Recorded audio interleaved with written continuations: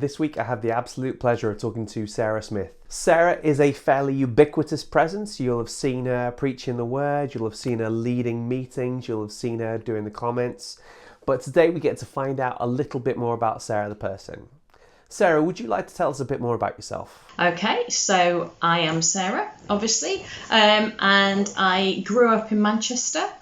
I went to university in Bangor, where else? And there I met my husband, Mark. We now are back in Manchester and we have 3 children, all grown up, one of them married to the lovely Jess. Fantastic. Could you tell us a bit more about how you found Jesus? Okay, I guess I came to know Jesus at the end of my time at university. So Mark and I were friends with a guy called Jay in our first year at uni, and he was a Christian and he talked to us about the Lord, and I became really aware that actually, although I'd always gone to a Church of England church, I did not have the relationship with Jesus that he was talking about at all.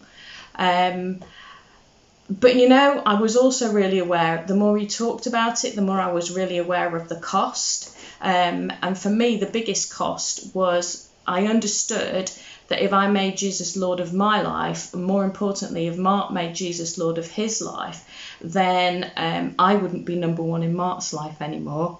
It would be Jesus. And so I guess I certainly skirted the issue for 3 years.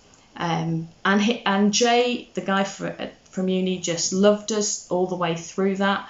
And then actually on his wedding day, as his bride walked up the aisle to him, I was just like, I want that. That's what I want. And during the singing of Shine, Jesus, Shine, I gave my life to Jesus. That is a brilliant story. Please tell me you didn't just take over the wedding day and make it all about you. No, I definitely didn't do that. I didn't. But it was a very, very smiley and happy day. And I just was amazed that it taken me so long. That has to go in the top 5 conversion stories I've heard. That's fantastic. Can you tell us a bit about how your faith affects your daily life now? Yeah, that's a really tough one because I've been a Christian now for like 32 years. And so, well, that's kind of all my adult life. So I kind of think, how does it affect me? In some ways, I don't know. Because I've never really done my adult life without Jesus. But I guess when I think about it, it has to affect everything. So it affects where we live. It affects the job that I do. I'm a teacher, and God really called me into that. When I really didn't want to go back to teaching after having children, I had very different plans, and he called me back into that quite clearly. So I am where I am because of Jesus. It really impacted how we've brought our children up. So I guess it affects everything. I would say day to day now, the hardest place for it to affect me is actually at work. I find it sometimes quite difficult to stand up for what I believe in a non-Christian environment. That's where my biggest challenge is. And sometimes I think I'm not the best witness that I could be.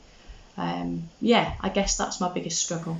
I think you're not alone in that at all. Trying to keep true to Jesus and also maintain your professional standards can be really tricky. Yeah. There's a phrase that you said probably about 7 or 8 years ago now. There was a teaching series that you were part of, and you said this phrase, your standard of beauty is your spouse. And it's been, to be honest, it's been rolling around in my head for the last 7 or 8 years now thinking about it. Could you expand on that for us? It's one of those things that I guess I picked up along the way from some international speaker somewhere or other. And actually it really hit home to me that was so important. Mm-hmm. It's a choice, isn't it? Do you know, what you find beautiful is a choice. That's the truth. I've just been around the Trafford Centre today, and some of the clothes that are beautiful now were definitely not beautiful a few years ago. And it is a choice. So it really helped me to think, do you know what? I just need to meditate on, particularly when I'm feeling a little bit irritated, shall I say, with my husband. to meditate on the good things. And I don't just mean like his outward beauty, which thankfully is great. That is very true. But like as we are growing older as well, choosing that actually how Mark looks, who he is as a person, is the standard for me. And actually it helps that I know that the same is true for him. So I don't ever feel insecure about how I look. I've gone grey, I've put on weight over lockdown, but I might be insecure about how I look for me, but I never feel concerned that Mark is beginning to look elsewhere. And I think that's a decision we perhaps both made about those kind of things. Like I am really into grey beards now. My husband's grey beard is a standard of beauty for me now. A few years ago it wouldn't have been. I love the way he walks. He's going to be having a double hip replacement soon, but I love the way he walks. It's my standard of beauty at the moment. Most importantly, the kindness of his heart and the way he leads our family actually is my standard of beauty. That makes it sound like he leads and I follow. That's not quite true. We lead together. It's a flat organisational structure. It's a very flat organisational, yes it is. But you know, the areas in which he will say come on and do the rallying call, then actually that's really important to me as well. It's just choosing him. I could talk to you about this for hours, Sarah. It's really fascinating, and thank you for dealing with whatever random oddball questions I threw at you. That's okay. Well, I'm glad that I said that once upon a time, Giles, because one thing is for absolutely sure. I know that Claire is your standard of beauty. Absolutely. Absolutely radiates from you. Fit, brainy, posh girls. I've got a type, you say. Thank you so much for talking to us today. You're very welcome.